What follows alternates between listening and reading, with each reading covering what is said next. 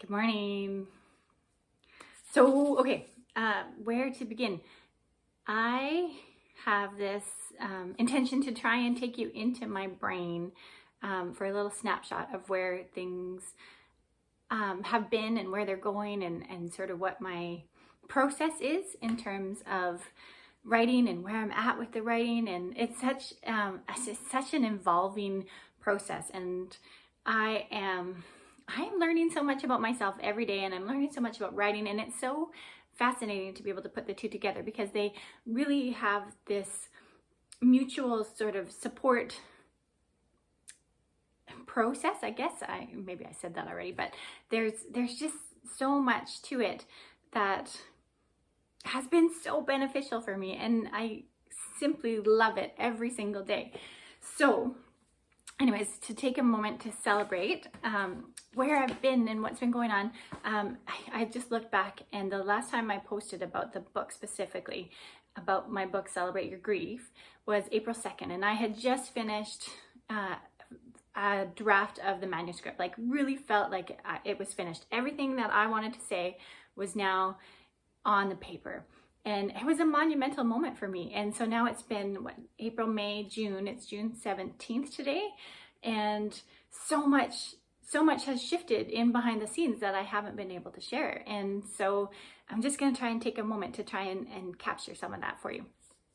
But in that time, I've been challenging myself as a writer, and I've had the opportunity to be published in our local paper twice. And so yesterday, the most recent publication came out, which I am super proud of. It was such a where is it here? Such an interesting research project, and the people that I met along the way were so wonderful, and like every step of the way has been really divinely guided. I have to say it's been divinely guided, because everything is, the more I start to pay attention to it, and it's really what's the word I'm looking for? Like, it just is so satisfying to sort of take it one day at a time and just see what the universe brings you every day. And so that came to me through a whole series of thoughts that I had that just sort of nudged me in this direction, and I followed up on it and nudged me in this direction, and next thing you know, this whole thing sort of came to be. And so now, from that tree story, I connected with another woman yesterday who was part of that circle, and got a whole bunch more information for another story that I'm going to write about the second tree. And so I'm still processing that, but I learned so much about editing from that little 500 word clip, and editing is where Celebrate Your Grief is at. So I'm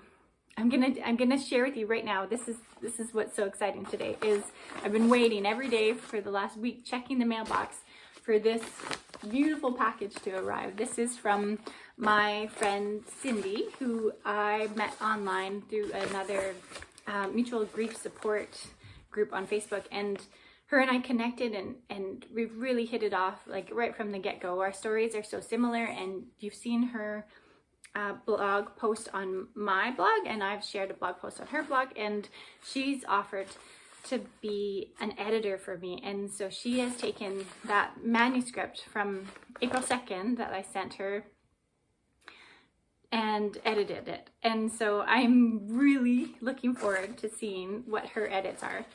We're going to open this together and unbox it, so to speak. And in the meantime, I've been really sort of preparing myself and learning about what it is that revision has to look like, and it becomes a whole nother piece of the story for me altogether.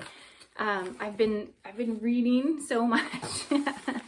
I've been reading and researching, and trying to get a feel for what comes next. Oh my gosh, I love this. Look at, there's all these notes that are just spilling out of the package here. So excited. Okay, there we go. So there we go. This is the manuscript in paper form. It's so exciting to see it in the paper form, I have to say. If you've written something and you haven't printed it off, it's super cool when you first hold that in your hands and like realize, oh my gosh, I did that, you know. It's pretty amazing. So yeah, look at, there's wonderful notes here from Cindy. She says, perspective varies. What is knowledge? I love it. Oh my gosh. Okay, so she's got so many notes here for all the various parts. I'm gonna go through this with a fine-tooth comb. Her little heart. Oh, it's so great. I love it. It's all marked up. Oh, it's gonna be so fun going through all this. It was daunting. I mean, it's so daunting to have somebody edit and read your work.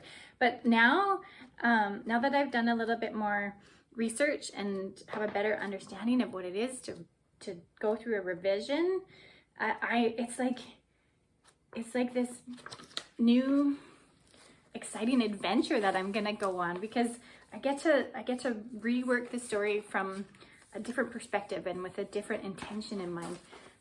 I've created this revision worksheet with all these different points of what to look for and what are points that need to change. And the biggest part for me was Cindy had feedback earlier on in our interactions about telling versus showing, and I didn't really understand what that meant. And this course, of course, came up online. About that specifically, telling versus showing.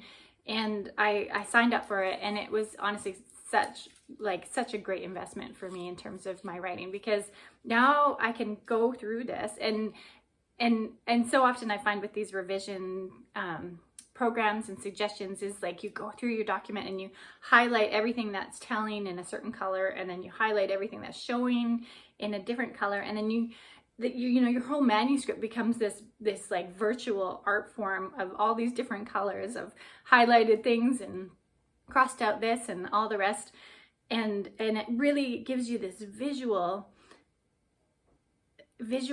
presentation of what it is that you've done, and you can look at it from now such a different perspective. You've removed yourself long enough from the actual story to be able to have some sort of objective approach to what goes next.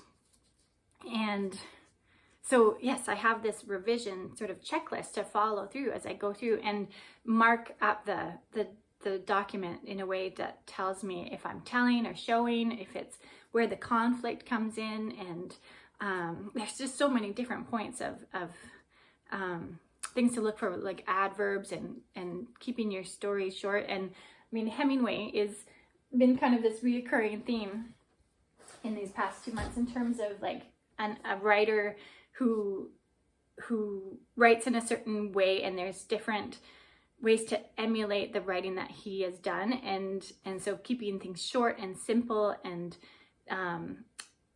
like very few adverbs and so on. And so those sorts of notes are in this revision checklist that I have, and Alex got me this Hemingway short story book for our anniversary, so this is another resource for me to read through and sort of get a feel for what he did and how he wrote. And my focus from the beginning of this revision process is going to be that first 10 pages, because those first 10 pages are often what you end up sending to an agent, and they want to be able to see that and really show who I am as a writer in those first 10 pages. So yeah, this is where I'm at. This is my mind. These are the thoughts that I have every waking moment. And yeah, just a quick snapshot of where Celebrate Your Grief is at now. So yeah, if you have any questions about what the revision process looks like, if you want to know what my notes are, I'm happy to share them with you. I'm happy to like pass along any of this information as I gather it, because it is such it's been such a learning experience for me, and there is so much to learn and so much to share, and I'm happy to pass that on. in any way, shape, or form that I can. So wish me luck. This is the beginning of the next adventure that is Celebrate Your Grief. And I am always so excited to share what happens next. So look forward to speaking with y'all again. Mwah! Love you. Okay. Thanks, Cindy. Bye.